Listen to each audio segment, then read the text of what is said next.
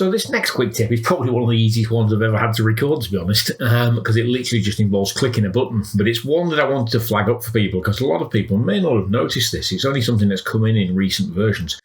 Sometimes you'll have an image like this one where there's an obvious subject to the image. You've maybe got kind of a background that's maybe all one colour or blurred, for example, and you have a quite clear and obvious subject in the image. And when you have an image like that, there's a really quick, easy way to select the subject. And it's this little button up the top here called Select Subject.